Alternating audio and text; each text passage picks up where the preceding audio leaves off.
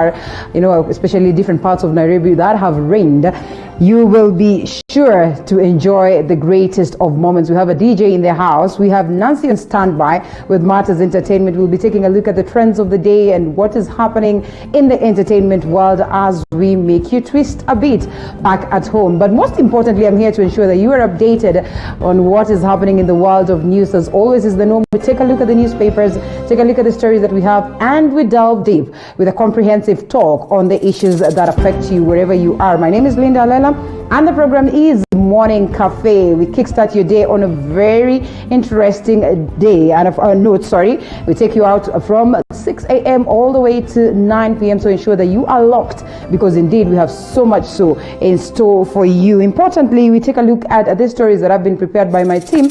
And also we take a look at those stories on the newspaper.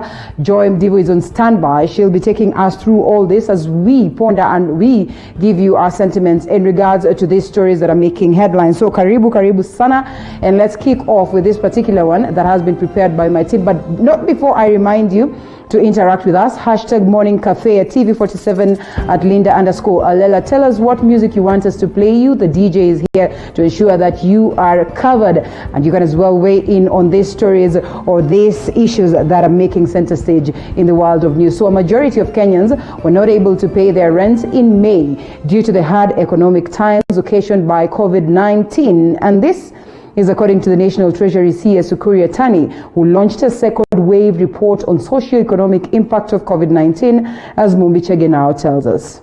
A survey conducted between 30th of May and June 6th this year established that 37% of Kenyans were unable to pay rent for the month of May, while 31.6% were able to pay on time, many of them citing reduction of income as the main reason, and only 0.7% receiving any form of waiver or relief from their landlords.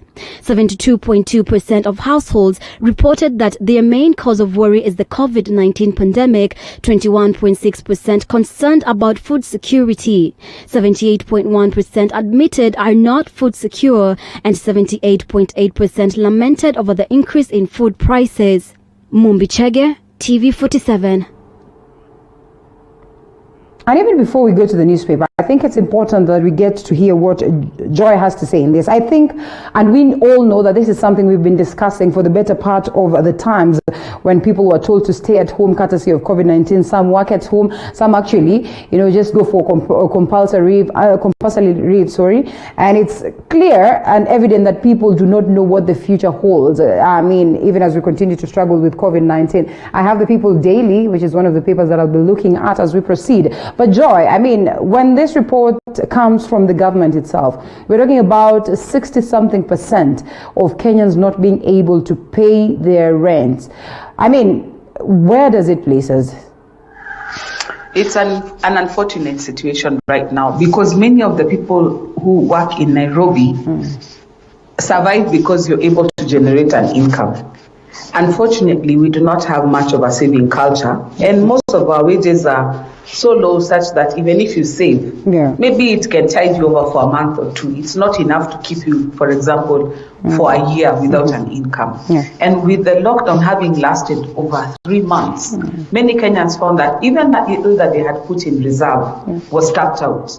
In Nairobi, unless you're generating income, life can be very expensive, because in Nairobi, everything is money. Everything is paid for. So, for example, if you're living up country on your farm and you have your little house there, there's nobody who will come knocking on your door for rent. But in Nairobi, the landlord is depending on that rent for their own livelihood.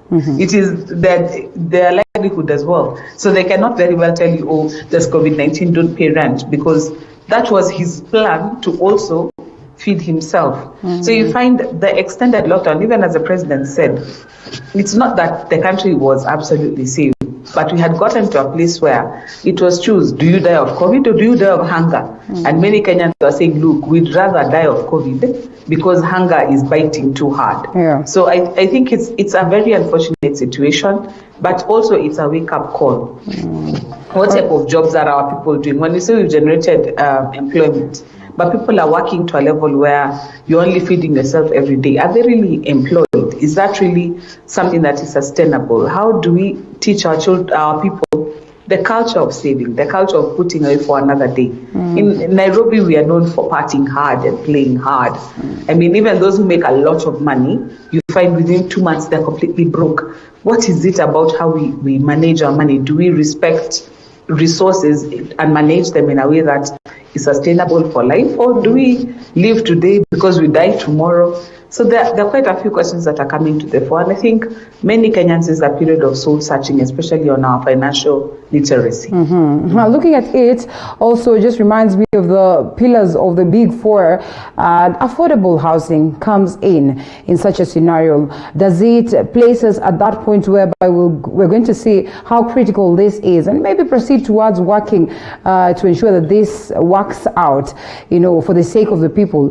I mean, looking at the proposals that had been given before, and most of the Kenyans were not for the idea because they felt like, you will be dishing out cash, but what is the guarantee that eventually you will benefit out of the program in future? The way the program had been structured first, it did not lend itself a lot to public confidence, for lack of a better word. Because people felt, especially salaried employees, already felt that they were saddled with so many taxes and so many levies. And then when you hear mismanagement in NSSF, you hear mismanagement in NHIF, you lost money, even KRA has lost the taxpayers' money. So you're thinking, where am I making money to give to projects and governments that do not end up being safety nets, that when I need it, it's not coming through for me? And that is why there's a lot of opposition to the universal housing, as the affordable housing as was structured. However, one thing that the government has had to realize is not just putting up structures that is an issue. There's also the issue of value. Nairobi is overvalued. Most of our property is way more expensive than it should be. You just walk around and try and look for a house. You look at what somebody is asking for the property, the size of the property, the location of the property, and you realize, by the way, Nairobians are paying maybe more than we ought to. This is now a place also that government can come in to help as part of the affordable housing pillar of the big four, to sort of revalue the land to a more realistic level. Not just the land, also the housing market now is going bust. Everywhere there is to let.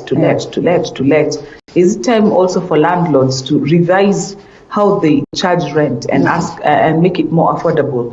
Then there is the process that we're seeing, the trend that we're seeing catching on, rent to own, especially for high-end property where the rent is very high.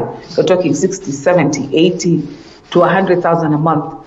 That sort of rent should be able to buy you equity in the property, such that if you stay there, for example, for 5 years, paying that level of rent, you should be paying towards owning it. That, let's say, after 15 years of paying that rent, you should be able to own it outright. But these arrangements are still at the initial stages. So this is also a great opportunity for the government to deliver on the big four agenda on affordable housing, because it forces us to all rethink our strategy. But that said, slums now is an opportunity to do some slum upgrading, because many people who are living hand to mouth have relocated up country. This is the time for the government to look and say, okay, fine, how can we either incentivize private developers to put up housing that goes at no more than 3,000 shillings rent on a massive scale, rather than what we're having now with tin shacks that people cannot really have, even with COVID, social distancing or hygiene or such things is made difficult because of the structure. This is the time to rethink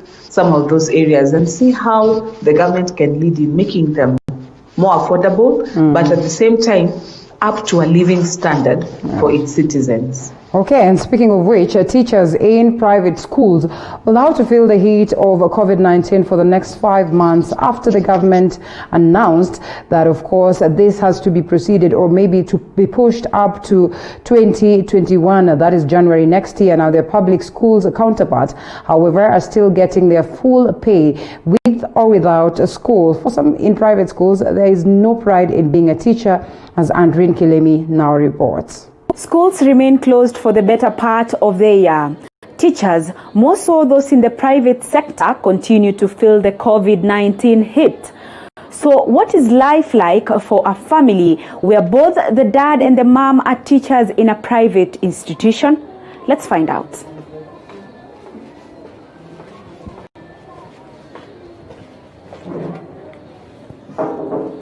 Karibu.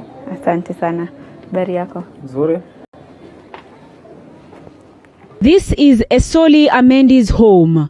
Amendi and his wife are teachers in one of the private schools in Kawangware, Nairobi. Since the indefinite closure of schools, their lives have gone from bad to worse. Miezi minne imekuwa ni changamoto kubwa. Kama mimi niko na makataa ya kuhama. Jinsi ninavyokuambia nilifungiwa nyumba. Tulikuwa landlord wa kwangu wakati alikuja kwanza mwanzo wakati alikuja akapata huyu ni mwalimu, bibi yake ni mwalimu, hawa wote ni walimu. Ndio akaniambia sasa kile kitu ambacho tutafanya ni hiki. Wewe nimekuachia rent ya mwezi wa 5 usilipe, lakini uhame. Amendi's greatest challenge, however, is raising money to move to a different house. A cheaper one for that matter. He says he has unsuccessfully tried to look for a job to cater for his family. Mara kwa mara sisi tukikula breakfast, hiyo inakuwa sasa ni kama lunch. Ama tutakula breakfast kama lunch. Hiyo ni hali ya kuzubaisha watoto katika hiyo hali hiyo. Sasa inafika jioni, wakati naangalia kopo la unga haliko. Hakuna. Sasa hapo ndio uchungu wa mwanaume unafikia.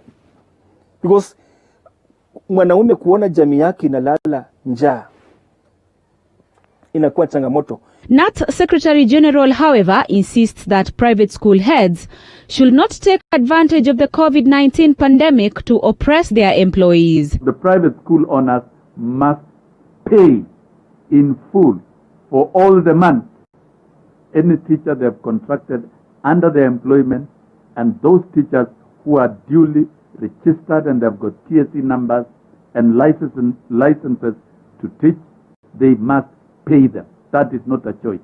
And they cannot push the responsibility back to the government.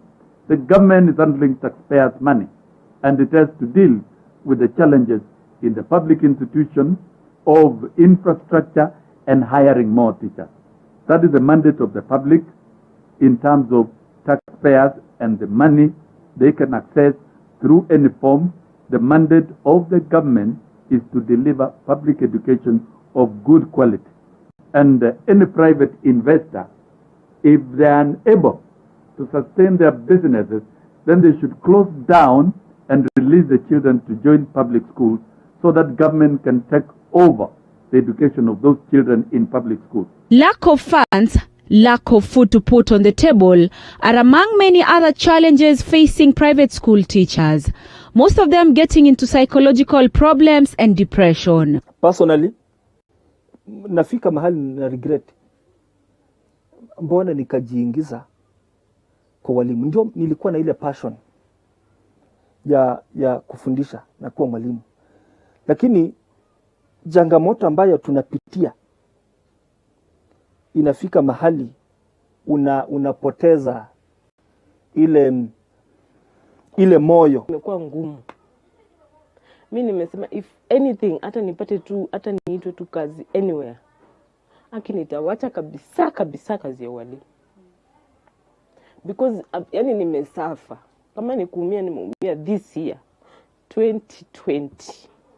Sitaisahau. For Amendi and his wife, there is no pride in being a teacher. And for the next 5 months, they will have to look for an alternative at least to survive. As teachers in the public sector continue to enjoy their earnings, their counterparts in the private sector continue to languish in poverty in the hope that the government will intervene. Andrine Kilemi, TV47, Kawangware, Nairobi. And Joy, that story also captured right here on the People Daily, page 7. Private school teachers bear brunt of a long break. I mean, this is unfortunate, but it's actually the reality on the ground. What can be done to cushion these teachers? I mean, would you fault them in any way for, trying to come up with these programs so they can at least teach our students and get something out of it? Much as maybe the government right now says that if you paid school fees, then you'll be refunded. If not refunded, then it's going to be extended or pushed to next year. I mean, it is quite unfortunate, though it's the truth across different sectors anyway. The failure to have a robust public education system gave rise to schools or education as a business, where people invested in infrastructure because the government was no longer investing in infrastructure for public education.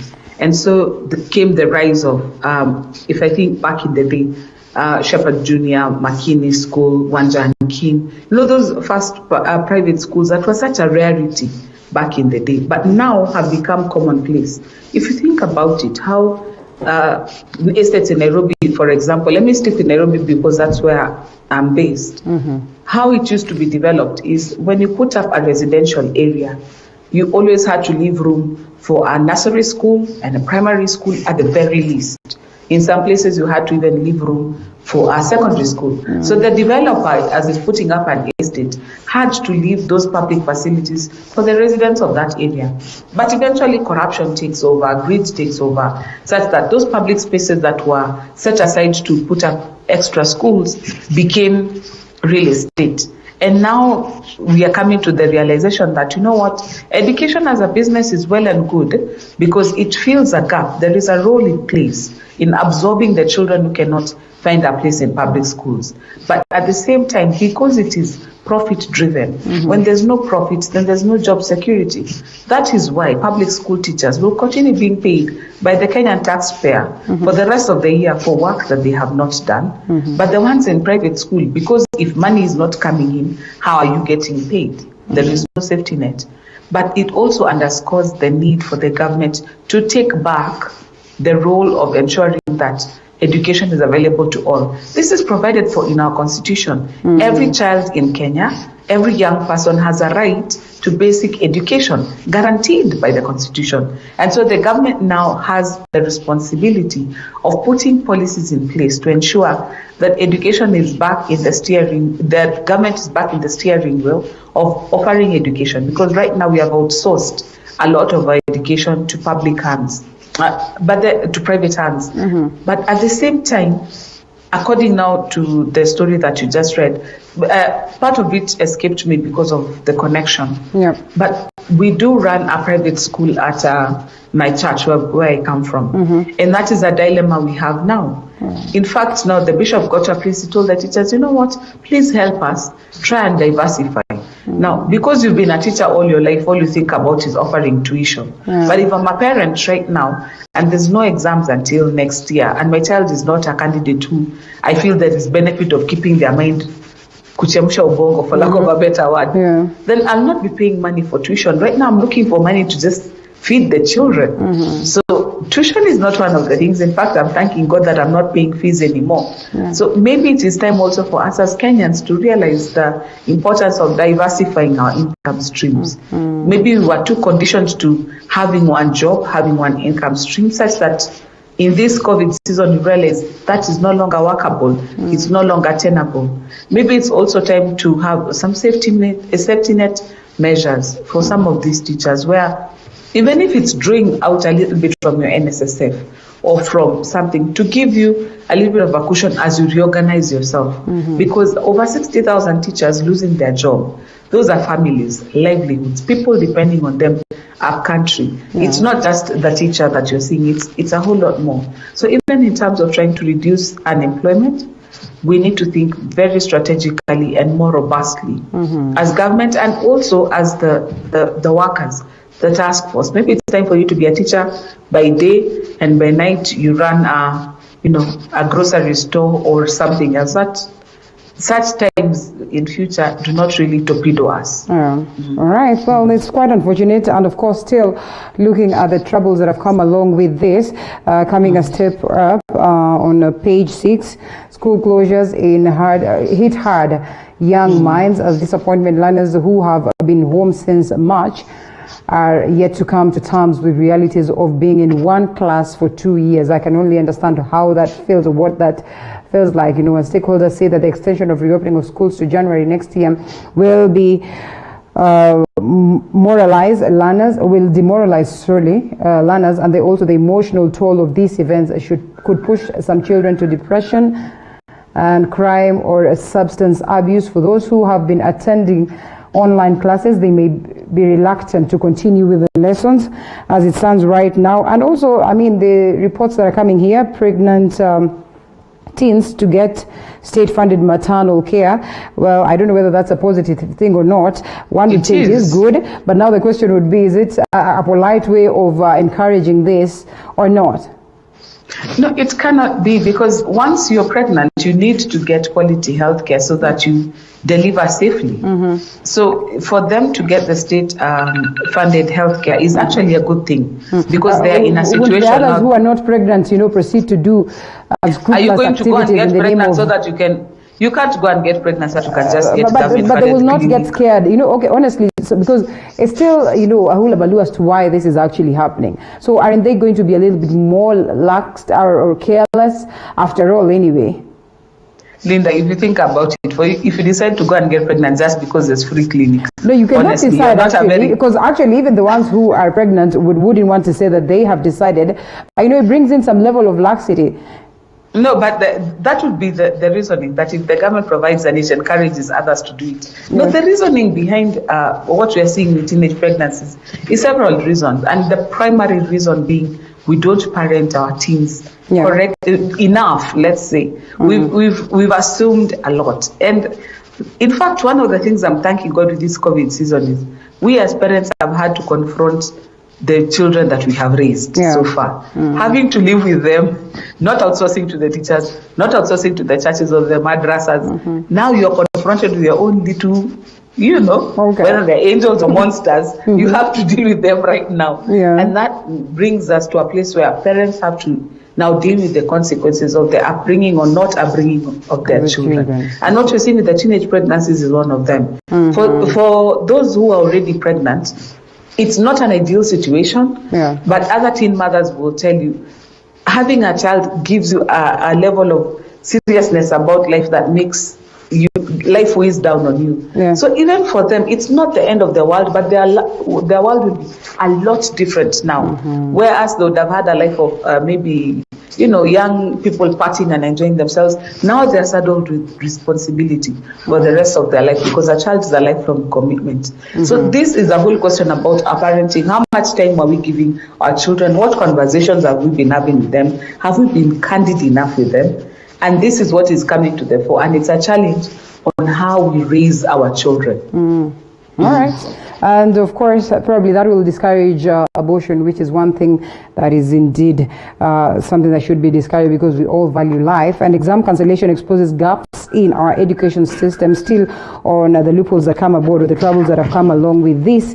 And also school principal, this one is an interesting one, is a corruption one. School principal charged for flouting procurement laws. I think that one is the principal of Chania Girls High School. That's a different story right there. But also another one, biting costs of prolonged shut of institutions, and most casualties are private school teachers and boards of management who primarily rely on school fees to meet their salaries. And I think we've touched on all that. But yes, it's quite an unfortunate and a catch-22, a hula baloo for every other person in the country. But we can only hope that we'll deal with this, because yes, everyone else is trying to figure out what next. And when we are figuring out what next, let's pick this other story.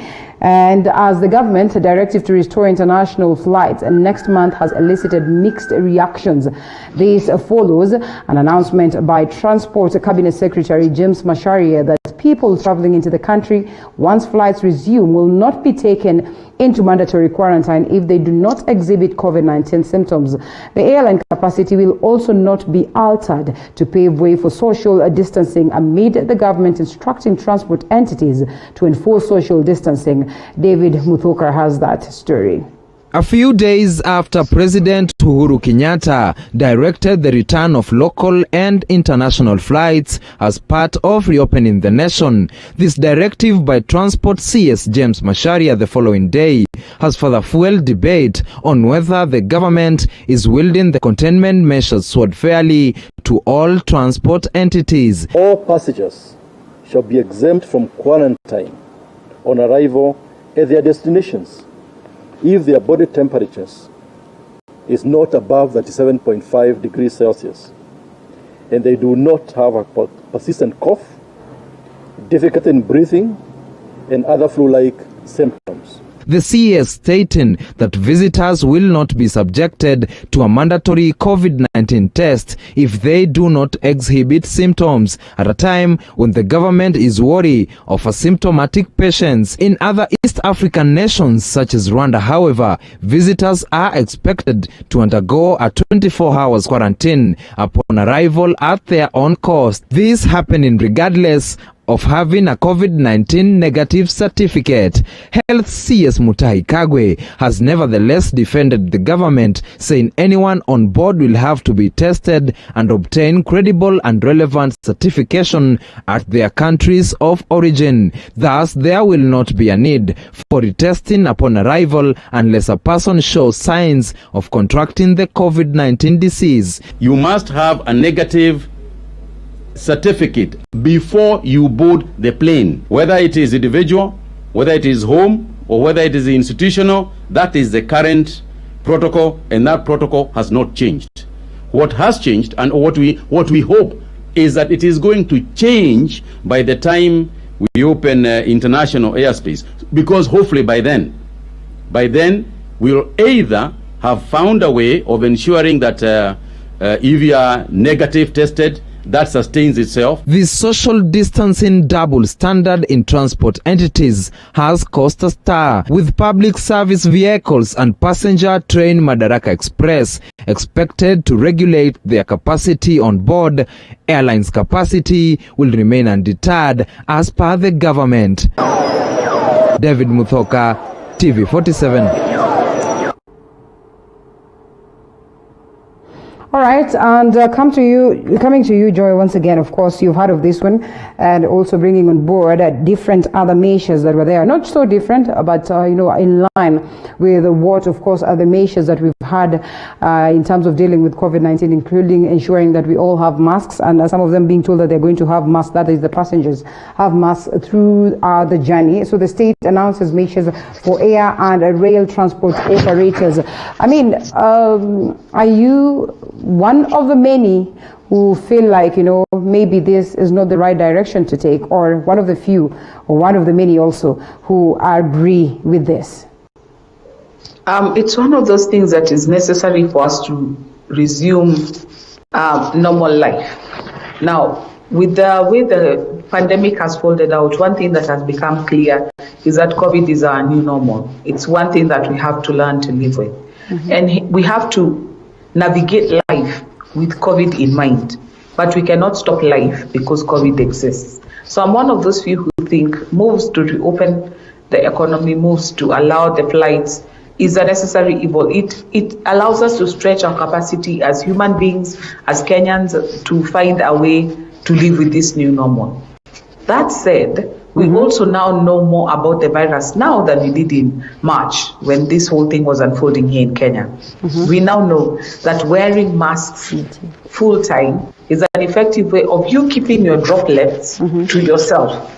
And therefore, in the event that you happen to be infected, you cannot pass it on to others as easily. It reduces the chances considerably. We now know that our hands, like I've just rubbed my nose instinctively, but we know now our hands are part of the way that we transmit the disease, because we touch various things and then we touch our eyes, our nose, and mouth, and we get it. Because we have learned a few things about the virus, we are at a better place than we are when we were doing the initial lockdowns. Because at that time, all we knew is that this thing is spreading a lot. We were not sure whether it was airborne or not airborne.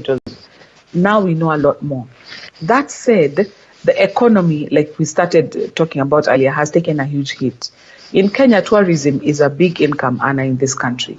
In Kenya, we rely a lot on exports of cash crops like tea and coffee and horticulture. Having a robust international travel system is part and parcel of our survival as a nation. And therefore, we have got to come to a place where we learn to navigate our new normal. Because of what we have seen now on the ground, let's talk about on the ground, with the insistence on social distancing, the reopening of the churches with 100 people and all other things, it was a bit of a shock to Kenyans that airlines were not going to be forced to social distance. If you've ever been on a plane, by the way, there's no social distance there. I mean, you love one another when you're on an aeroplane. You all sit packed in there like nice and proper. But here in Matatus, we are telling people you must social distance. So the double speak is what the government needs to address. If we keep masks on full time, can Matatus also be able to carry capacity? But in airlines, it's easier to enforce because there's a little bit more discipline there than there is in the Matatu industry. But one thing that we must appreciate is that in trying to navigate the new normal, what the president said, if everybody does their part and this 21-day, now it's less than 21 days, becomes a successful social experiment, then we can go to full-blown reopening of the economy. But if we Kenyans insist on being undisciplined, then we go back into lockdown. For the aviation industry, for the tourism industry, this would be catastrophic. So you can be sure for the flights that are going to be allowed, international or local, you can be sure they're going to strive to maintain the highest standards of compliance, because you don't want to be told, by the way, go back to no profits. I mean, KQ is looking at 13 billion shillings in losses last year alone.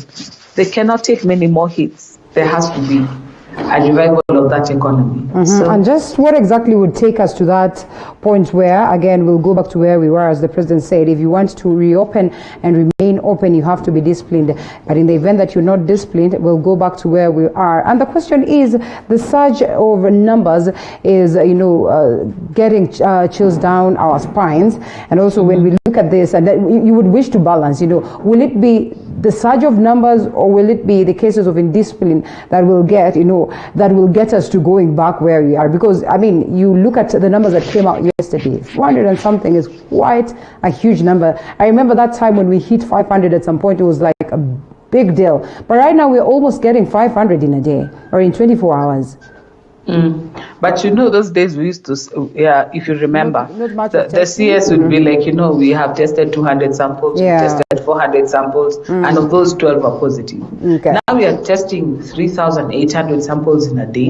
And so it's not like there's an increase, it's just like the trend has been, the more we test, the more we find. You had the other day, AMREF was saying, was it AMREF, that they did antibody testing on blood donated in Kenya between March and now. And they realized, based on, I think they tested over 2,000 samples. And based on that, if they did the logarithm and extrapolated, they said like up to almost 2.6 million Kenyans have been exposed to COVID and have developed antibodies against COVID-19. That tells me that many more people may have been dealing with this than we thought. Many people may have encountered COVID and recovered from it without us knowing. So when we test is when we find. But if we don't test, then we do not find. That's a standing joke with now, for example, some of our neighboring countries who they have 0 cases. If you go online and see how many cases, they have 0 cases because they've not tested anything. So they haven't found anything. So in this particular scenario, I think it is important, like you said, for Kenyans to be as disciplined as possible. But at the same time, for the government to also do as much as they can for testing. So for example, with international travel, they said, just make sure that you have your COVID certificate. But if you don't display any symptoms, we will not quarantine you. That shows we are growing. We're developing in this particular journey. And people are also learning the importance of being responsible for themselves. So let's take the social experiments. Let's see where we end up. The next 2-3 weeks. And so, speaking of more on matters COVID-19, there the numbers down right there on your screen. But let's pick this story also that is in relation to that. And Kenya Medical Practitioner, Pharmacist and Dentist Union, that is KMPDU, is accusing some counties of deliberately delaying the efforts or the health workers' salaries, even as the country faces hard economic times. And Mohammed Ali has that particular report. The Kenya Medical Practitioners, Pharmacists and Dentists Union, KMPDU, has urged county governments to pay their health workers at a time when the country is in an economic crisis. Ili wafanyikazi wa afya waweze kuwa na amani ya kuweza kutibu wa Kenya, walipwe kwa haraka na pia waweze kupandishwa ngazi zao katika kazi ili wawe na motisha zaidi wa kuweza kuwatibu wa Kenya. Through its acting secretary general, KMPDU pointed out Mombasa County among the counties that have delayed salaries for health workers Yet the county governor, Ali Hassan Joho, traveling out of the country. Lakini najua kaunti ambazo zimeshatoa ilani kwamba watachelewesha mishahara, ambayo ni jambo halieleweki, maana wengine wameshalipa. Tunajua Kisii wametoa ilani, Mombasa walikuwa wametoa ilani. Kisumu ndio hao waliamua kupigana na wafanyikazi wa afya na madaktari, hawataki kuhakikisha kwamba wanaweza kuweza kulipa na kuweza kuwapandisha ngazi daraja zao ili waweze kurudi kazini na waweze kufanya kazi. However, the Ministry of Health has set aside 3.4 billion shillings that will be used to pay health workers for allowances for 3 months. Hiyo marupurupu imepatikana. Hata ile ingine sisi tulisema ya health workers, we have allocated 3.4 billion shillings as the 3 months. We give it for 3 months. We will see whether it is possible, but at least that 3 months, that is there. KMPDU is worried about the health of frontline workers in the fight against COVID-19. But even as we are recording the highest number of cases, a very big issue and of concern to us as KMPDU is the number of healthcare workers who've gotten infected from COVID-19. The exact number of health workers infected with the COVID-19 virus is still in the dark, as the exact numbers have not been given out by the Ministry of Health and the concerned authorities. Mohammed Ali, TV47, Nairobi. All right, and Joy, before we wind up on the COVID-19 talk, there's a story here captured on People Daily that says that COVID-19 and the race against time has reached Kenyans install ICU beds in their homes, and 5 governors, prominent businessmen, politicians, among those who have placed facilities at their private residence. While this could be a good thing, I mean, it is absurd because on the other hand, the KMPDU or maybe the health workers are decrying that governors have deliberately stalled up, their salaries. But on the other hand, you hear that there's some governors who are setting up ICU facilities in their own respective homes. Well, what does it speak, really? And all animals are equal, but some are more equal than others. Yes, Shambhala Wanyama. One of the media houses yesterday did an expose, not an expose, but a story on what it takes for one to be in ICU for a day. And when they did the total math, it was coming to almost 40,000 shillings a day. You need at least 7 to 8 people round the clock care for yourself. So it's not a cheap or an easy venture to set up an ICU facility, much less in your private home. But if you're able to do that, then that tells us that you're very wealthy. Now, you know what COVID has done? This is a situation where we were all stuck together. Whereas before, when our governors and people would fall ill, they would fly out. Okay, this is with the exception of Baba, because he still flew out. But we were all stuck together. And so many of them are coming to the realization our facilities are not good enough. What they're doing, though, is immoral, because rather than raise the standard of healthcare for everybody, and what the president has flagged off as the universal healthcare, which is access to good quality healthcare wherever you are, they're choosing to do something that is very unethical and very immoral. But now it's up to the healthcare workers in that county to refuse to give him services, because the bed alone is not what you need. You need the people to man around the clock. So if he's not paying healthcare workers, but let me stop inciting people. Back to your question or your story. There is something that we have to appreciate, that in as much as we are in a situation where our healthcare workers are working around the clock to help us deal with the pandemic, we cannot afford to not treat them right in this situation, because they are like our last line of defense. And therefore, what is due them ought to be paid to them. And by withholding these services, you heard yesterday what the CS said. Now Nairobi has been reopened. People have gone to their counties. And he said very clearly, if you fall ill in the counties, there's no moving you to Nairobi to come and take care of you, because Nairobi is dealing with the people who are stuck in Nairobi. That means the facilities in the counties that the president was pushing them so hard a month ago to make sure that is in place has to be in place right now. And so we are going to tell which governors took the role seriously, which governors played with it, which governors have misused the money. And what we have seen in Kiambu and what we have seen happening in Kirinyaga, what we are seeing happening in Kitui, some governors will find their head on the chopping block because of mismanaging health funds. So this is actually their exam as the governors on how they're implementing their role in healthcare, because the counties have a critical role in healthcare in our system today. So they need to give the workers their due, because right now our medical personnel are one of our most valuable workforce in the current pandemic. We cannot afford to mistreat them. We can't. All right, and that away, President Uhuru Kenyatta says the next World Trade Organization head should be an African.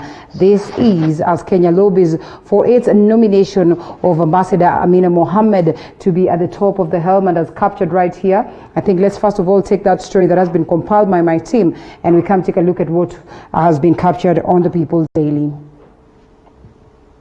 She is among the most prominent women in the country. Sports Cabinet Secretary Ambassador Amina Mohammed is not a new name to many. She has held numerous positions in government and has been nominated for several international positions, with the government now lobbying for her selection as the head of the World Trade Organization. On Thursday, President Uhuru Kenyatta expressed his confidence in Amina's skills and insisted the next World Trade Organization's head should be an African. We are a country that will strongly back Ambassador Mohammed, whom we are extremely proud of, and we do believe that she does, within her, have the capacity to take world trade to a whole new level and to bring consensus at a time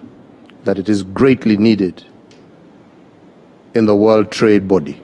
While accepting her nomination, Amina says should she get the job, she will use her skills to create a liberalized trading system that will not only benefit Kenya, but the continent as well. I have spent a significant part of my career in advocating for a liberalized trading system that would benefit all countries, and particularly ours on the continent. Kenya will be in the race with 5 other countries in the world, and if Amina is selected, she will not only be the first African to hold the position, but the first woman to serve at the helm of the body. World Trade Organization's head is selected after consensus, and a decision is expected on the 31st of August this year.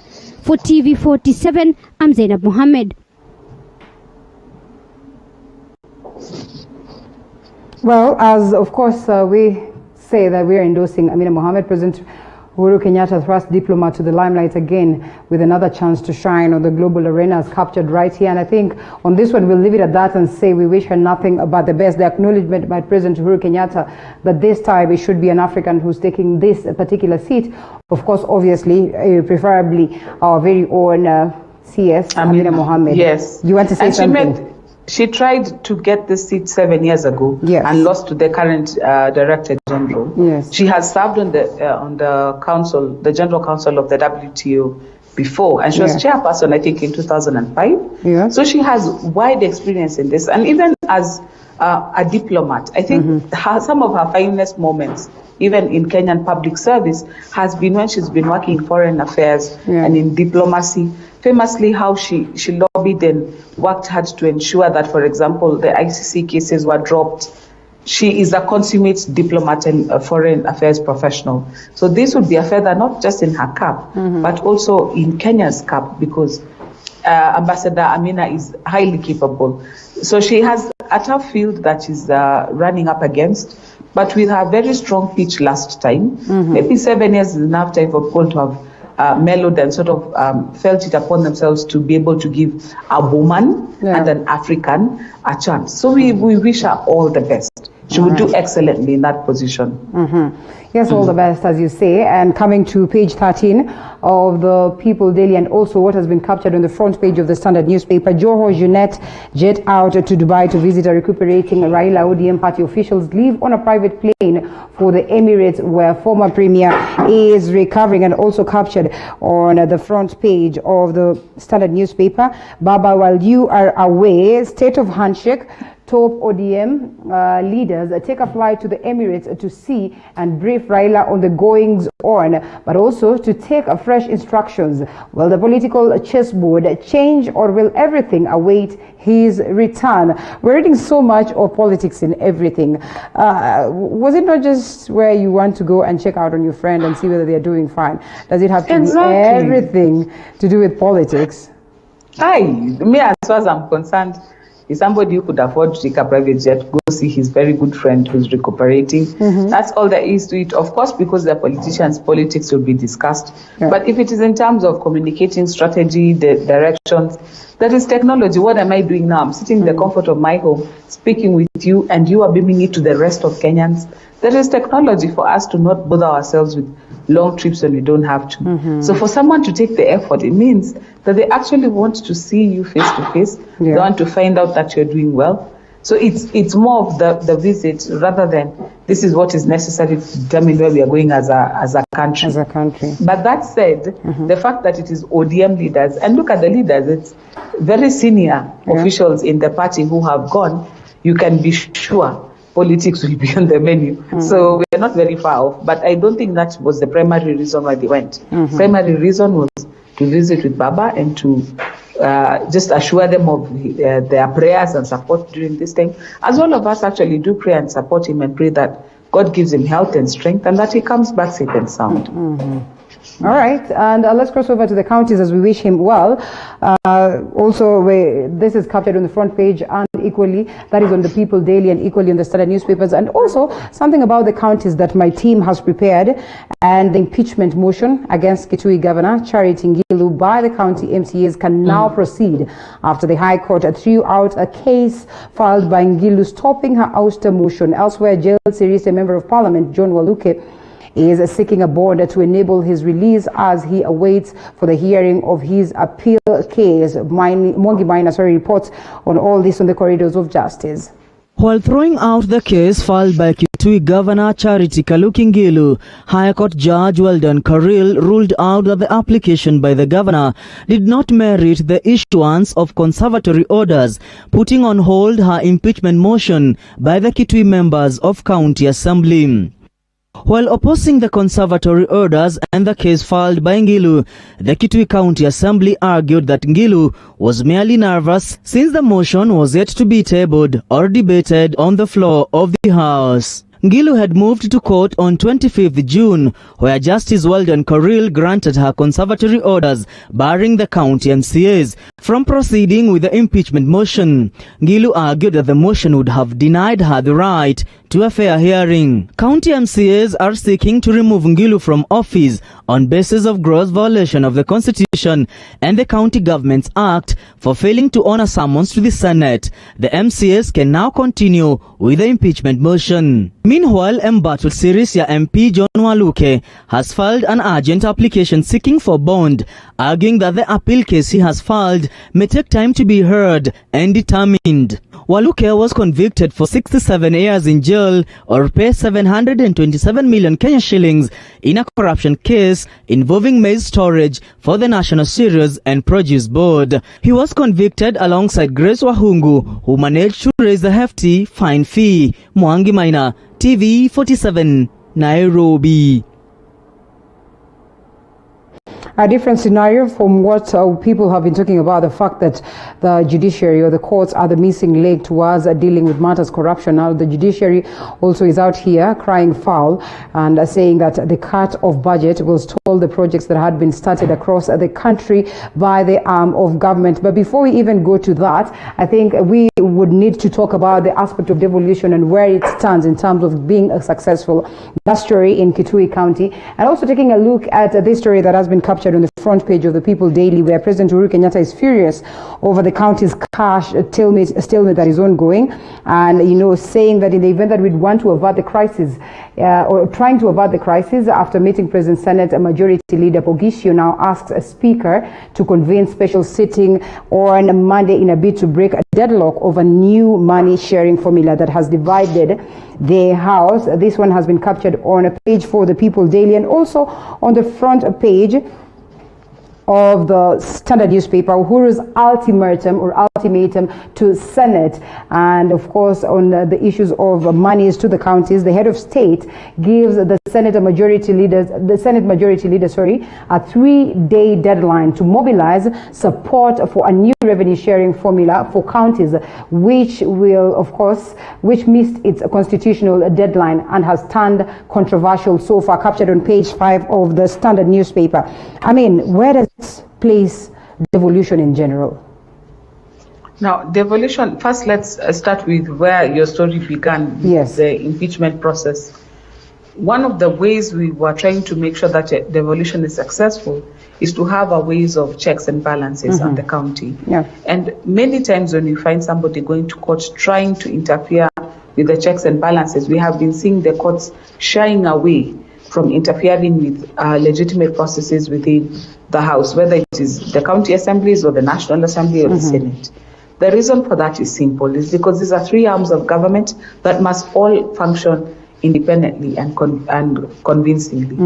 But that said, now we go to your second angle about resourcing the counties. And this revenue sharing has been a thorn in our flesh from the time we started this new journey of Ugatuzi in 2010. The problem is always who gets what. And if you remember the last time the list came out of the proposed allocation, you saw senators coming out and saying the counties that have got a lot of their own internal revenue are being given a lot more money, and the ones who need to be given a little bit of a leg up are getting less money. The equalization fund has also not gone far enough to try and mitigate some of these imbalances. And so what the president is trying to direct the senators to do is very critical, because if you do not have an agreement on how to share revenue, then even development will be skewed at that level. Now, but that said, so far we have made steps towards understanding devolution more, having a more robust system of not just of governance, but also of citizen participation in leadership. So devolution has been a success on some level. What is still a headache is the money. But one thing that we must remember is that for a long time, we've been talking about national government needs to send 15%, 35%, up to 50%, we are suggesting in the BBI, back to the counties. But there is also the role of the counties to generate income, to be able to pull themselves up by the bootstraps. We have seen an assault of devolution in Nairobi with the splitting of the duties. But let's face it, we brought it on ourselves, if we can be honest as Kenyans. We have got to come to a place to realize, you know what, Nairobi is a super county, for lack of a better word, because it is the seat of power, it is the seat of business. It cannot be run like a village baraza. So devolution has faced a lot of challenges within the last 3 years of President Kenyatta's administration. But I'm glad to see that finally we are seeing a light at the end of this tunnel. Because if the senators are able to crack this code and come up with a more effective, like a 3rd generation revenue sharing allocation, then maybe moving forward, we'll have less push and pull about it. But the challenge remains. Counties must start generating income. And not just that, back to the politics, those who are bringing impeachment motions against governors, if you saw anything from Governor Igoro's impeachment attempt, if you've learned anything from Governor Wambora's impeachment attempts, is that if you do not have robust and concrete reasons, don't bother. It is a waste of your time, a waste of the resources of your county, and it brings unnecessary acrimony on the ground. So it's time for everybody to start learning their level and playing in their league. All right, and let's pick this last story as we get up to wind up on the newspaper review and the stories of the day. The government, through the Ministry of Agriculture, has released 94 million shillings to be paid to coffee farmers in the country. This happens as the government continues to set regulations meant to improve the coffee sector. Meanwhile, Agriculture CS Peter Munya has directed all companies buying and selling coffee on behalf of cooperatives and farmers to disclose full prices for transparency in the coffee sector if their licenses are to be renewed.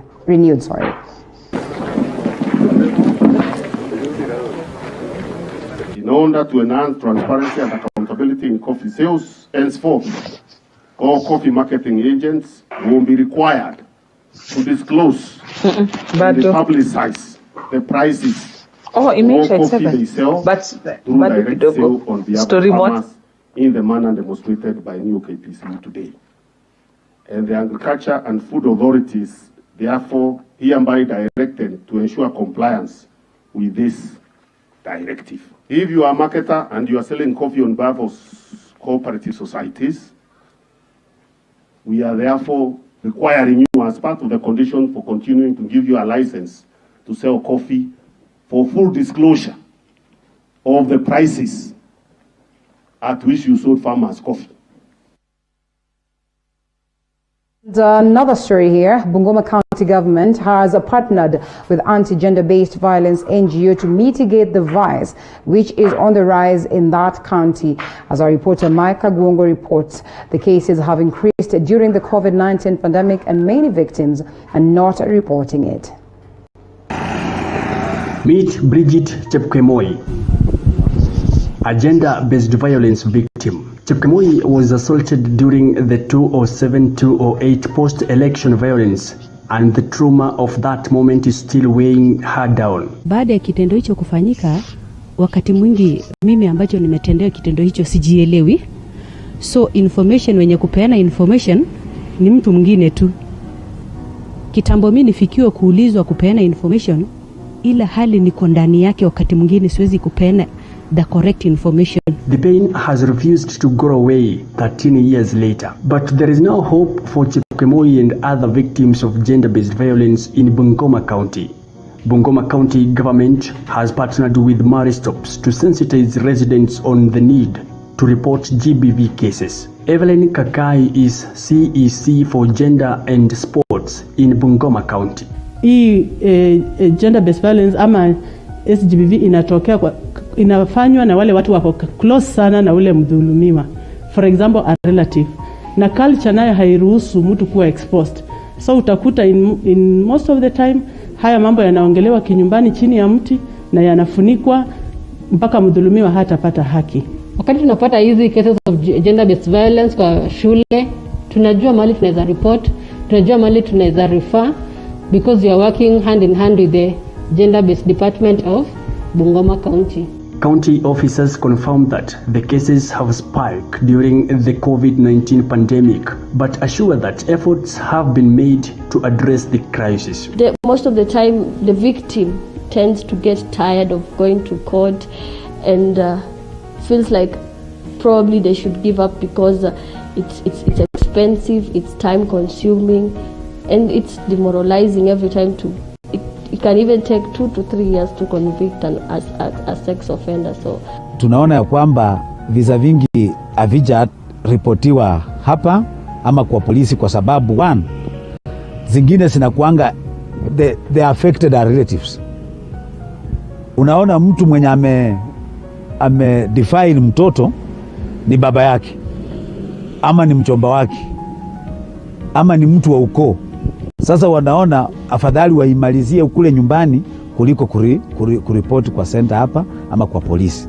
Lakini wakati watu Good Samaritans wanapotuambia maneno kama hayo, huwa tunajaribu kuwafikia. Teachers too have come out and are calling on parents to be in the forefront in guiding their children who need to remain safe until schools reopen in January next year. Hawa watoto ambao wanastahili kuwa shule hivi sasa wanapatwa na stress na frustrations kwa sababu wanafunzi walikuwa na individual goals. Kuna wale ambao walitarajia kugraduate mwaka huu, kuna wale ambao walitarajia kufanya mtihani za kitaifa mwaka huu, na kuna wale ambao walitarajia kufanya mitihani zao za promotion mwaka huu. Lakini ukiona jinsi mambo yanaenda ni kwamba hawatafanya. So it brings a lot of frustrations and stress to them. Na inapelekea kuleta conflict ambao tempers zao zinapanda na inaleta a lot of conflict. And now the probability of having such a cases is high now that they are staying at home for a long period, unexpected, and even they don't know when they will be going back to school. Meanwhile, elders have called on the strict adherence to regulations regarding gender-based violence so as to ensure that culprits are brought to book. Tukitaka tushinde katika COVID-19 hii, wanaume wajifunze kuishi na watoto wao. Tuache mambo ya kutoroka majukumu ya kuishi nje. Tuishi nyumbani na tutengeze mazingira yetu ili watoto wetu waweze kusoma. We need to ensure that the men and the women are aware that this is not right, that it is not wrong, and at no point should it be justified. Reporting for TV47 from Bungoma County, I'm Mike Kagwango. Joy, gender-based violence, not just a problem in Bungoma, but across the country. And what is even more of a problem is the fact that indeed people are not confident to go out there and speak it out, go out there and report. And even if they report, very few of them will get justice out of this. Sometimes you'll go to the police and they'll just laugh at you and tell you, "Unasumbua bwana, nini, nini, nini." And they take you rounds and rounds. And this is not just mated upon, of course, the women, but it cuts across. What can we do to take the society from that point where we'll shy away from speaking out and condemning this to that point whereby we'll condemn this, we'll address these issues? Because, I mean, remember the president's address, and technically the reports that have been coming on board that we still have social negatives that are taking center stage right now, and the numbers are on the rise because of COVID-19. Yeah, you know what COVID has done is because of the confinement. Yeah. If you had pressure in the home and in the marriage, if it was dysfunctional, it was only amplified during this COVID season. And so this has been a season when, yes, the domestic violence and the child abuse has gone to levels where, like you correctly said, even the president found it fit to address it in his address to the nation. Yes. I think we need as a society to also come to a place where we realize we need to take mental health issues seriously. When you hear a mother killing her 4 children by strangulation, I am a mother, I look at my children, they drive me crazy. But to think that I would actually get to a place where my bare hands would take the lives of my children, or not one child, 4 children, it tells you that there is a problem. Where you hear of macabre incidences of a husband cutting off his wife's hands. We have taken mental health issues to be, hakuna mtu anataka kutoa mwenda wazimu. Yeah. But we have realized also that in doing that, people don't know how to handle emotional stress. They don't know how to handle this anxiety of COVID, or the uncertainty of life, or the changing fortunes that we are facing. This is our time for us to start a very honest conversation about mental health. And not just that, taking away the stigma from this situation. So like you said, when you go to report, how do the police receive you? Do they believe what you're telling them? Do they reach out and help? Especially the men. When you say it is your wife who is bringing the complication, do the police officers, are they equipped to tell you, go on and man up, mwanamuke anawezaje kukushinda? Or are we lending the proper support in such situations? Then there's the instances where the neighbors get to report on behalf of the victim. Maybe you are at a place where you're so victimized that you cannot speak up for yourself. The Constitution gives you the right to stand in for somebody else who cannot stand up for themselves. Are we being our neighbors' keepers? So the conversation is not just about, can we stop beating each other up? As a society, we need to start looking out for each other, because at the end of the day, there's a generation that is going to grow up thinking that some of these things are normal. Like you have said in your story in Bungoma, they might grow up thinking that some of these things are normal. If we do not refuse to normalize them now and call them out now, we may not be able to eradicate. But can we have safety nets? Can the counties, for example, have safe houses where people who are abused can run to and at least find shelter for that night? Can we have, for example, we had a gender desk, but it was like desk ya mama. Yeah. Can we expand that to include anybody who has domestic violence in the gender-based violence in the home? Can they be able to find refuge? Those social safety nets also help people to be able to know, if I run out of here with my children tonight, I know where I'm going. It's not let me die here because of the sake of the children, because of shelter. Yeah. Let's try and be our brother's keeper in this particular instance. But it is time we talk about mental health more candidly All and right. remove the stigma. I agree. Thank you so much, Joy Mdivo, for the great insights. On that very note, we're going to wind up this session as we cross over to a different session altogether.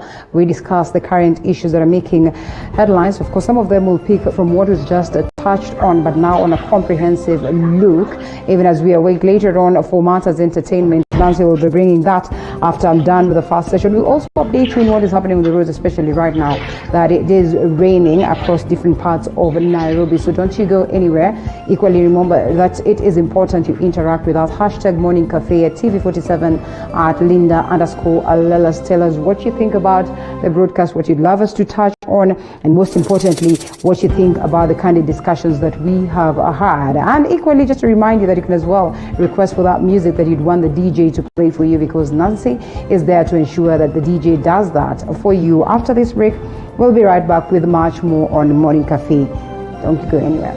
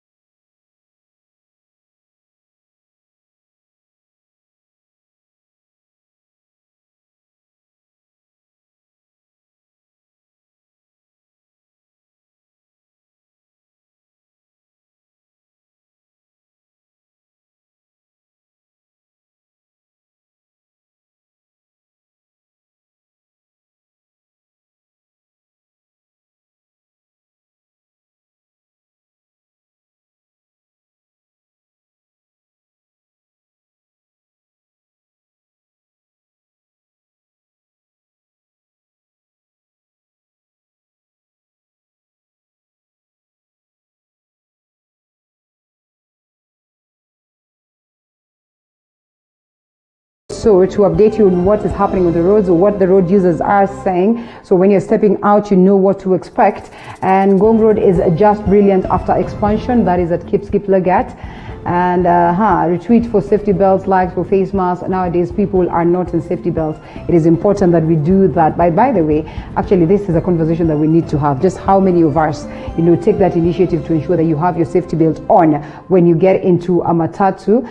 And KCL 31 MSL Sacco hitting a woman at Koja. Mal Sacco should be banned. They have careless drivers, woman taken to hospital. That's pretty much unfortunate. And Mombasa Road past Green Park Estate at the river towards Simba Cement Ni Teke. That is at Steve_Kite, who's updating us on the same. And here Kariobangi Outer Ring Road about Highway Juja. Entry traffic flow is good, giving us a video of what the road is like, a clear indication that there is not so much of traffic in as much as maybe it is rainy or it is a little bit chilly. Kuna mats zinaoperate Mombasa Road zinaitwa magic. Kukianzia kunyesha mkiwa ndani mnatoa umbrella, gari inanyesha kuliko kibanda. That's funny but also cause for concern. Mlezi Moja says that. And Komarok Road to Outer Ring along Dandora Estate is flowing through very well. Jacob Aberi is the one who's telling us that. From Roysambo to Globe Roundabout, no jam at all. Mainamugu, that's technically more of Thika Road, so at least if you're using Thika Road, you're safe. Namanga Road at Kitengela, traffic is moving pretty well, and I think because it's chilly, so the pictures are not as clear. This is also an interesting one. Beware of some guys operating near bomb blast area. They are thugs. Watch out for a black Noah van. Of course, registration number given there is KCQ730N. A woman boss sits in the van, phones and tablets talk to dupe and suspecting people. That's pretty much important and cause for alarm anyway, in as much as maybe it's not clarified or it's not sure, it's more of an alleged statement. It's important that you take caution. Eastland traffic flowing and has experienced drizzling rain. As you can see, yes, the rain. And it looks like it's a bit too dark. I mean, that's some minutes ago.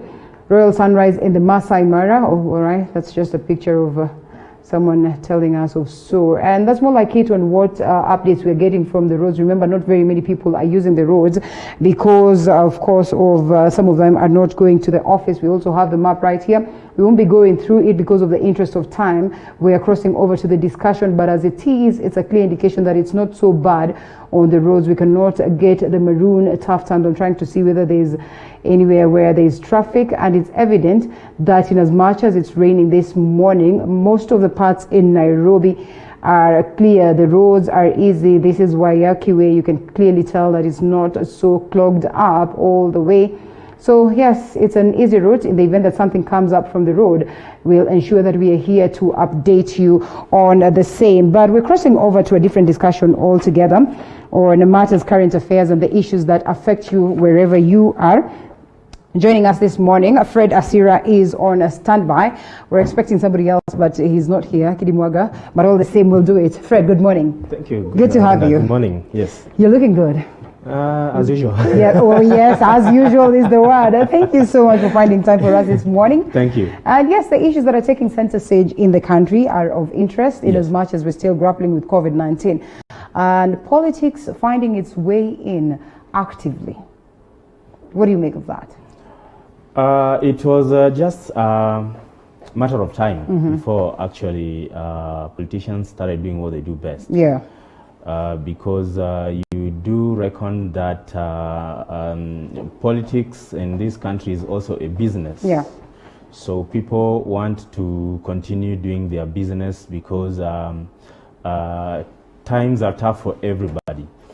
Yeah, so it is unfortunate that we still have to grapple with the pandemic, but at the same time have to allow a specific group of people to actually advance their interests, which is political in this scenario. Right. So yes, it's something that we have to wait and see how it's going to pan out.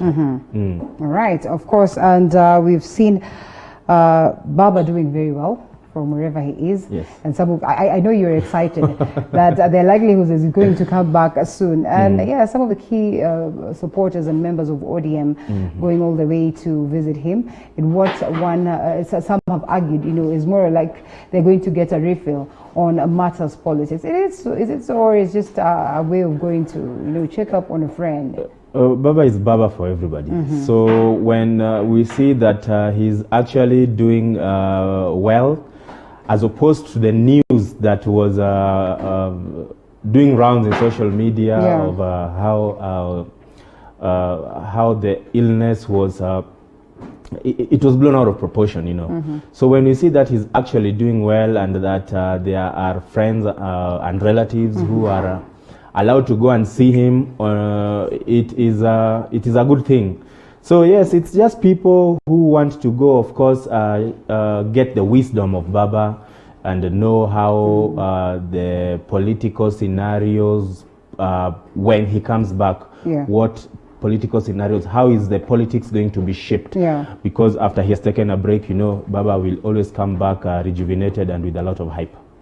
Yes. All right. Okay. Well, that's interesting. And as we take a look at this, there is a talk of, Mount Kenya region leaders coming out to, get some bit of differences, especially now that they look to see to it that they create another kingpin. Yes, the president still stands, but as it is constitutionally, he's going to exit the stage.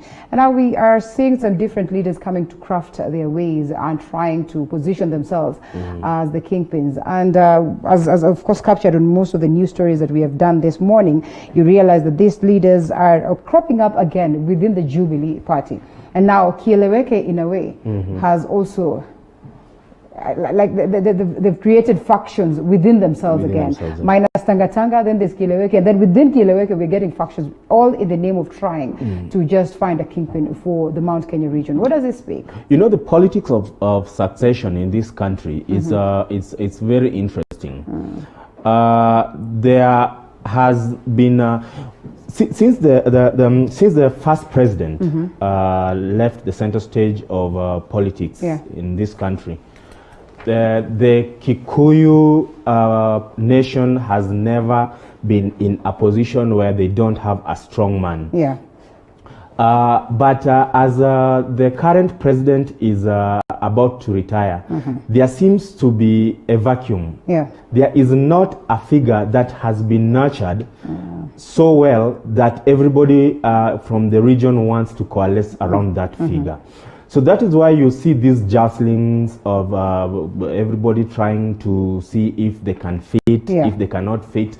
And if you're alive to the politics of 2017 when URP and TNA, I mean the Jubilee coalition was merging into one party, it is said, I'm not sure if it's true, that most of the strong men in the Kikuyu nation were actually cut to size by the deputy president.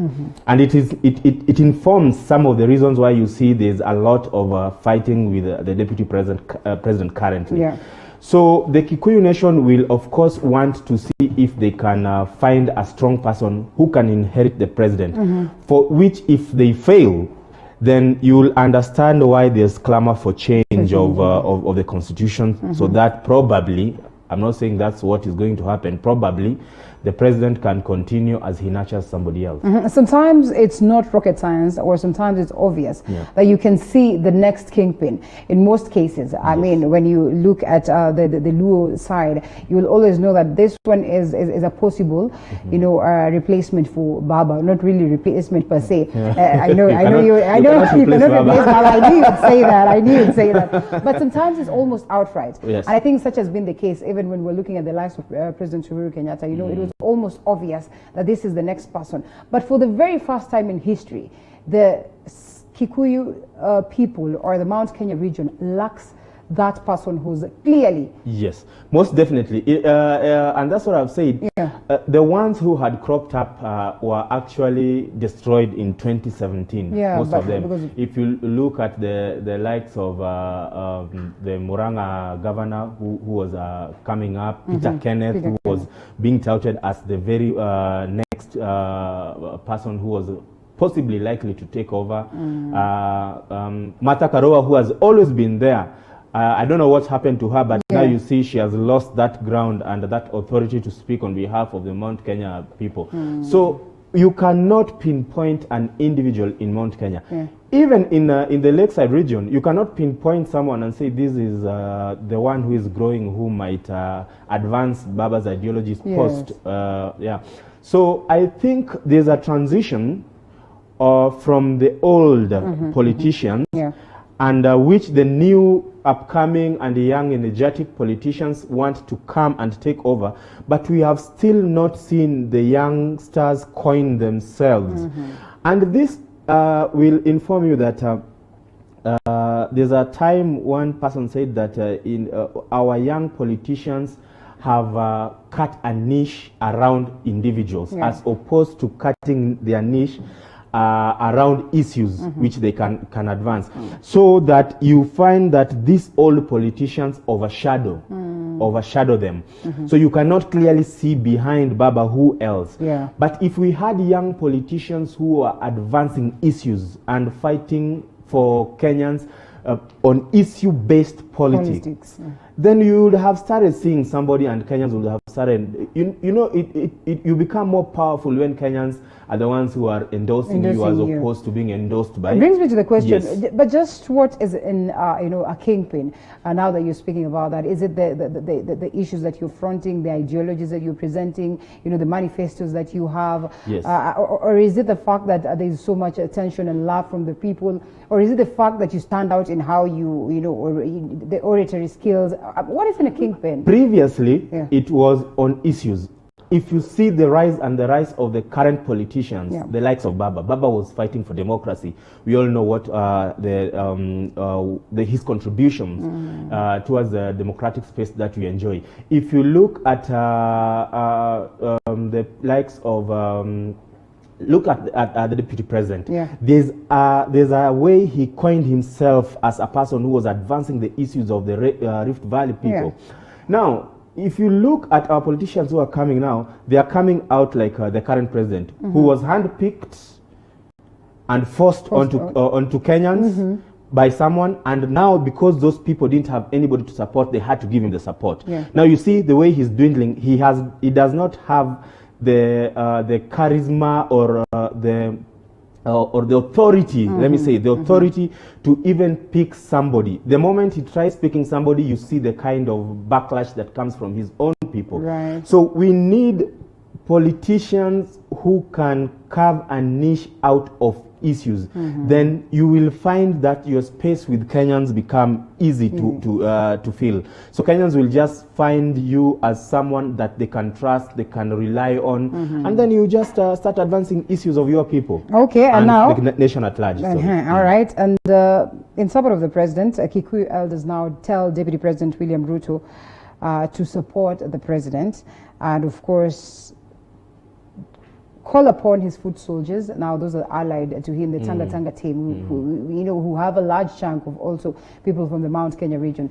They are being called upon to proceed and support the president's interest. And this is not just the interest, because, well, according to what is here in the public domain, is that the president's interest is the interest of the people, in terms of the Big Four agenda, in terms of leaving a legacy that is going to be helpful, in terms of ensuring that we have unity as a people. So are they coming in too late to call on the deputy president? First of all, I don't think they have the mandate to call on the deputy president, because the deputy president has a clear role that he needs to do, which of course includes supporting the president in terms of advancing the ideologies of their party, which should align itself with the needs of the country, serving the interests of Kenyans, and such kind of things. Now, when the deputy president started veering off the road and forming a faction within the government, there are people from different quarters who supported him, and most of them are from the quarters that right now are coming out to tell him to tone down. So I think it is not only that they are coming out a bit too late, because as you see, the president himself of course, with the help of the friends that he got, including the former Prime Minister, has asserted himself. He has taken over the mantle and ensured that the people who are opposing him are out of the way, which was deemed as going to be a tall order, but you can clearly see. So I think he, as the president, should continue with what he was doing, bring to order the people who are derailing his work as the president of this nation. So I think those people are just trying to take the limelight away from him. Yes. All right, that's interesting. Like I said, we've witnessed different factions coming on board within the Kieleweke beat, and it's a little bit too sad. But when you see this whip that the president has cracked, in as much as maybe it's a way of putting his house in order, which many would have argued is, he came in a little bit too late to address that. He has whipped numerous leaders from the Mount Kenya region. Will that be an undoing for his, for his future interest? Because he says he's not interested in coming back, but clearly fronting and a change on matters the constitution and looking at history on how African leaders have done some of these things. Critics would argue that that is a polite way of trying to create a position for himself. As many have said, he's still too young to exit. Whether or not the president is too young to exit is not a matter of debate, because it is clearly enshrined in the constitution that he has only 2 terms. Unless they, of course, change the constitution and amend the constitution to ensure that either he increases his term or they change the executive order so that he finds a position. That we are yet to see. But as it currently stands, he has no option. He has to exit the stage. Now, the people he has de-whipped from the Mount Kenya region, the whole country can see that those people have not been serving the interests of the president and of probably to a larger extent the people that the president represents, that is the Mount Kenya region. They have aligned themselves and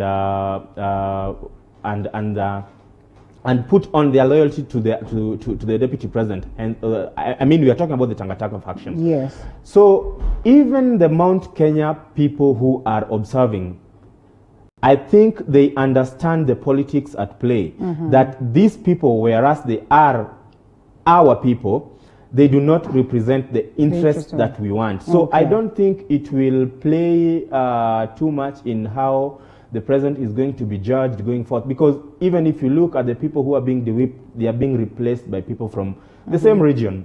So I don't think that that is going to be the basis of his of them judging him harshly or not. There must be something else that they're going to use. Yes. All right, and he's a very own I'd say member of parliament, that is the president, a member of parliament, is not facing it easy also at that particular level. And many would argue, well, is this politically instigated? A petition seeking to impeach Kuria is filed by a Kiambu resident who filed a petition that, declaring Gatundu South member of parliament, Moses Kuria, unfit to hold office. The petition filed at the High Court was followed by peaceful demonstrations in Gatundu town as residents pressured the judiciary to fast-track the process of having the parliamentary seat declared vacant. The president's home is not okay. No, you see, Moses Kuria was not fit to hold that position from the word go. Why do you say so? He's a man of questionable character. If you see how he holds himself out even in public, his utterances, he comes out more of a thug than a leader. So if we were to go by the constitution and we adhere to chapter 6 of our constitution on integrity, he really doesn't qualify. Now, why he has held onto that position is because he was having the interests of those people by then. Okay. When he was coming out with pangas, wielding pangas, and bringing troops to the city under the guise of business community, he was serving the interests of those people. Right. So currently, because he's serving the interests of another person, It's when they are opening their eyes and they want. Is that a polite way of saying that the people are in support of President Uhuru Kenyatta? I'm not saying that. I'm just saying that now that Moses Kuria is using the same old tactics that he used, but now against his own people. That is when they realize that what he's doing is not right. Yeah, and probably it's in support of the president or not, I wouldn't know. All right, such is also the scenario in Ukambani. There's so much, confusion. There are very many, presidential, aspirants in Ukambani region. I talk of Alfred Mutua, talk of Kivuta Kibwana, talk of Kalonzo Musyoka himself, talk of Ngilu, who also is as powerful, but then again facing the acts on matters impeachment. I mean, there's so much confusion within the Ukambani region. Well, let's not even look at the Mulembe nation, because that one is a special case. No, you see, 2022 is almost here. Yeah. So people have to play into certain arena if they want to be in power post 2022. Yeah. So the jostling and the infightings and the disagreements and the temperatures rising, we are still going to witness that. The impeachments of the impeachment of the governors and all those kind of things, we are still going to witness that, because these positions that are being held by these governors, there are people who are eyeing them, and they want to start flexing muscles. They want to start testing the waters. There are presidential candidates or people who want to vie for presidency for their own reasons, because we know most of them will not go past the vetting stages. But it's selling yourself so that you remain relevant and so that you can have that bargaining power when people now come to the table. Because like you see right now, Jubilee is enticing political parties. You can come, we'll give you a portfolio in the CS or ambassadorial, etc. So people have to fight for those positions. So these infights that you're seeing are not unique to Ukambani. They're not unique to Mulembe. They're not unique to the Kikuyu, the Gema, so to speak. But it is all informed by the 2022 succession. All right, and even before 2022, the cartoon edition of the People Daily, I demand to be in the expanded cabinet. Can you see that one? Yeah. That is Mudavadi, right? Yes. So he's been playing like, he doesn't want to be part of the Jubilee, or the people who are joining Jubilee, like Kalonzo Musyoka, who will always be out there outright, does not care how much you're going to bash him or attack him. He seems like he's not in, but he is in at the same time. I would want to assume that is what this cartoon edition depicts. It actually depicts whom Musalia is. And I have always said that whereas people have been harshly judging Kalonzo Musyoka for being indecisive, the most indecisive politician we have is Musalia Mudavadi. Where does this place the Mulembe nation now that he seems like he's the kingpin down there? Where? Is he not? There is no kingpin in Mulembe Nation. Wait for the Mulembe Nation politics to start. Yes. You are going to see a lot. So, how soon is this? Sooner than you expect. All right. Yes. And I can assure you that what Musalia Mudavadi and Moses Wetangula are doing down there is going to be the undoing. They have refused to listen to the voices that have been there. The old men who have seen the politics come. But all is wisdom. You have to listen to these people. Is it not confusion? No. You might not like them, but you must listen to them. You can disagree with them in a manner, but you cannot outrightly start fighting the people who have been there, who have seen, who understand how these things happen. But the likes of Mudavadi have been there for the longest of time, sincerely. Probably started at a very young age. Maybe they've walked, the same path with the likes of Atwoli. Would you even say that the likes of Oparanya are old enough to be listened to in terms of politics? But of course, Wycliffe Oparanya is a statesman, so to speak. He has. So what is this different thing that Oparanya would say and Atwoli would say that Mudavadi would not know? No, I'm not talking about just saying. Old in age, all right, okay. No, I'm talking about being old in politics. Okay. And Mudavadi has been there equally. Of course, he's been there. Yes. But he has not achieved what some of these leaders have achieved. Musalia Mudavadi has never come out as his own person and made a decision and followed it through. He always has to be cajoled and forced by some forces to do whatever he does. So currently, he doesn't have anybody he's listening to. Right. So he's trying to cut his niche now, but he's not doing it right because also he's not sure of what he wants to do. He wants to be in Tangatanga at night. He wants to be in Jubilee during the day. He wants to be in ANC when nobody's seeing. He wants to be in Ford Kenya through ETA. He wants to be in NASA. He wants to be an ODM co-principal. He wants to be everywhere. So you must decide as a politician what political bus you want to drive in. Yes.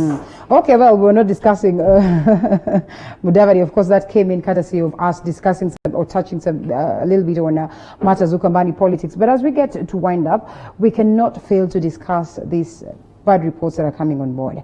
And 63% of Kenyans are not able to pay rent. Do you know what that means? It's catastrophic. Yeah. So where does it place us? Even as we would say that, yes, well, the government has eased these restrictions. Maybe we are in a better position. Are we able to salvage this? Is it too late? I don't think we are in a better position. Because the indicators do not favor us. Right. The only thing that I am disappointed in is that the government knew all along. The statistics were out there. It was known that this was going to happen. And this is not the end of it, because even as we pretend that we have eased the restrictions, that people now can walk around, moving around doing what? Jobs people have lost. Yes. People have been laid off. So even if you allow me to move from Nairobi to, the best I can do is go back to my rural area. Go frustrate you. Go and frustrate my people there. For the lucky ones who have anywhere to go back to. For those who don't have, they just become criminals. So it's a very worrying statistic, and it is more worrying that we do not see the government coming out strongly with tangible solutions that can really help Kenyans going forth. The economic stimulus plans that you are given don't seem to work if this statistics is anything to go by. So what else does the government need to do? There have been so many suggestions that have been flouted out there by top-notch economists, the likes of David Ndii. There are so many other people who have given the government some of these solutions that they need to follow through, but the government doesn't seem keen on doing some of them. The government is focused on the stakeholders and the committees that have been set on board, and now taking us to the aspect of education, where the suppliers or the school suppliers now, are asking for a huge chunk of numerous and millions of money in the event that our students go back there. And when we're talking about the suppliers, we're talking about of course the books. We're talking about what will be expected now that it's a whole different affair. We'll have masks, we'll have sanitizers for the students and all that. It's been a lot of confusion in as much as we've had stakeholders sitting to chart the way forward for education in the country. So the challenge we have in this country, Linda, is that we have elements within government that always want to make money out of any situation. So we have individuals there who, instead of understanding that we are in abnormal times, they want to do business as usual. So the figures that apparently they are quoting might not be real or genuine. We must start from there. We must interrogate those figures. Why are you demanding for these huge chunks of money, 1.2 billion, in a year that has been lost? So what informs these figures? So if you go deep into those figures, you will find unscrupulous numbers that are being flouted by people.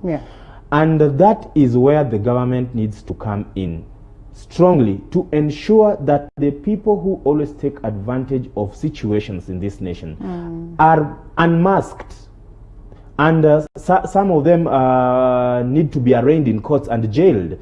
Because going forth in next year, there is going to be so much demand for so many things, just like you've put it. But if you will look into that, there are people who are positioning themselves right now ready to make money out of come that time. Yeah, so that's the sorry situation that we have. It might be genuine that we have genuine suppliers who are suffering and need to be paid, but the largest chunk of those figures will actually surprise you if you get into it. And unfortunate to note is exactly where you've pinpointed this. That we said that, you know, when the first case of COVID-19 was recorded in the country, and you know, we also got some donors coming on board to help us, it was evident that some people were posing and waiting to make money out of this. So maybe we're going to get more warlords and rich men and women out here after COVID-19. There are going to be so many COVIDionaires, as we are calling them. Yes. COVIDionaires who are making money through this. I hear there are some people who are captured on social media acting that you're in ICU.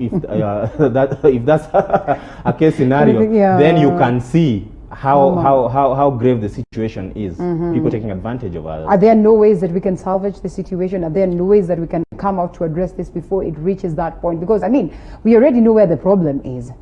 If stakeholders come together and the people of goodwill are out there, so many of them, it's only unfortunate that they are always sidelined. They are not brought onto the table to help genuinely, because even the people who should bring them on board wants these unscrupulous persons because they'll make money out of it at the end of the day. But we should come up with proper guidelines to ensure that even as we give the best in education going forth, or healthcare, or whatever sector we are going to talk about, it must be done in a manner that is people-centered. Our institutions that have been mandated to do some of these things must be empowered so that they can be able to see through some of the people who want to take advantage or that kind of thing. So the situation is not all gloom and doom. We have good people in some of these places who can do their job very well, and it is those people that we really need to encourage to do their job. Yes. All right, thank you so much, Fred Asiria, for the great insights. We look forward to have you some other time. It was quite brief, but all the same, I'm sure we picked so much out of it, and we can only hope for the best. And out of these discussions, we pick what you can, which is pretty much important. And like we said, it's always comprehensive, looking at the issues that affect you directly or indirectly, and we chart the way forward in terms of trying to find solutions to the problems that we have. On that very note, it is time that we cross over to some bit of entertainment. Nancy is on standby with a DJ. You do not know what you are expecting. So hold it right there and keep those messages coming over, the numbers rolling down on your screen. Hashtag Morning Cafe at TV47 is the Twitter handle, at Linda_Alela, and you'll get some more from Nancy of more entertainment. So keep it right here. We'll be right back after this break with much more. Thank you once again, Fred. Thank you. Thank you.